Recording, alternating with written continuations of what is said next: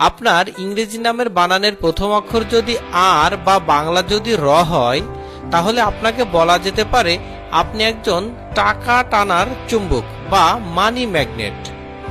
কিন্তু আপনার অস্থিরতা আপনাকে আর্থিক পতনের দিকে নিয়ে যেতে পারে। তাই আপনি অস্থিরতা পরিহার করুন। আপনি জন্ম থেকেই নেতৃত্বদানের ও অন্যকে ব্যক্তিগতভাবে প্রভাবিত করতে পারেন, অথচ আপনাকে প্রভাবিত করা বেশ কঠিন।